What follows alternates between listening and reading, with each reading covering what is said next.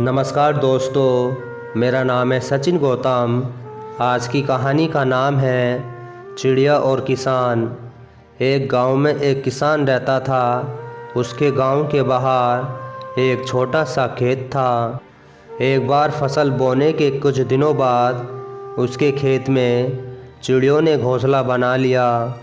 कुछ समय बीता तो चिड़िया ने वहाँ 2 अंडे भी दे दिए। उन अंडों में से 2 छोटे छोटे बच्चे निकल आए। वो बड़े मज़े से उस खेत में अपना जीवन गुजारने लगे। कुछ महीने बाद फसल कटाई का समय आ गया।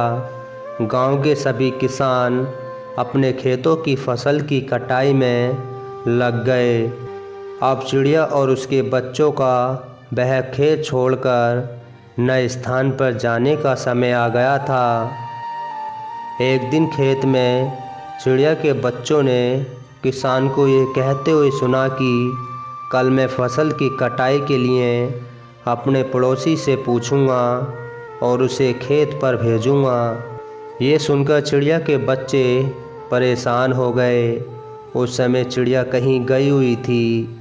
जब वह वापस लौटी तो बच्चों ने उस किसान की बात बताते हुए कहा, माँ, आज हमारा यहाँ अंतिम दिन है। रात में हमें दूसरे स्थान के लिए यहाँ से निकलना होगा। चिड़िया ने उत्तर दिया, इतनी जल्दी नहीं बच्चों, मुझे नहीं लगता कि कल खेत में फसल की कटाई होगी। चिड़िया की कही बात सही साबित हुई। दूसरे दिन किसान का पड़ोसी खेत में नहीं आया और फसल की कटाई ना हो सकी। शाम को किसान खेत पर आया और खेत को जैसा का तैसा देख बुदबुदाने लगा कि ये पड़ोसी तो नहीं आया। ऐसा करता हूँ, कल अपने किसी रिश्तेदार को भेज देता हूँ। चिड़िया के बच्चों ने फिर से किसान की बात सुन ली और परेशान हो गए। जब चिड़ियों को उन्होंने ये बात बताई तो वह बोली, तुम लोग चिंता मत करो, आज रात हमें जाने की ज़रूरत नहीं है। मुझे नहीं लगता कि किसान का रिश्तेदार आएगा। ठीक ऐसा ही हुआ और किसान का रिश्तेदार अगले दिन खेत पर नहीं पहुंचा। चिड़िया के बच्चे हैरान थे कि उनकी माँ की हर बात सही हो रही है।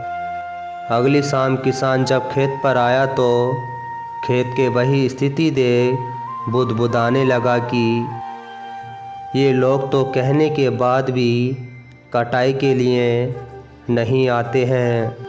कल मैं खुद आकर फसल की कटाई शुरू करूँगा।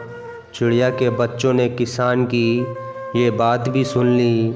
अपनी माँ को जब उन्होंने ये बात बताई तो वह बोली, बच्चों, अब समय आ गया है ये खेत छोड़ने का। हम आज रात ही ये खेत छोड़कर दूसरी जगह चले जाएंगे।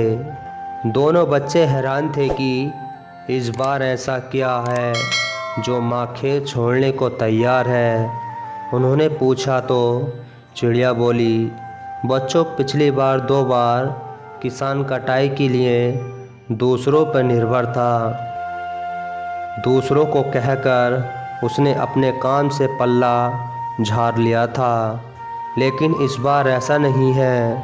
इस बार उसने ये जिम्मेदारी अपने कंधों पर ले ली है, इसलिए वह अवश्य आएगा। उसी रात चिड़िया और उसके बच्चे उस खेत से उड़कर कहीं और चले गए।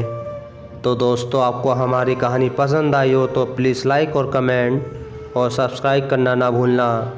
मिलते हैं आपको अगली वीडियो में। जब तक के लिए नमस्कार।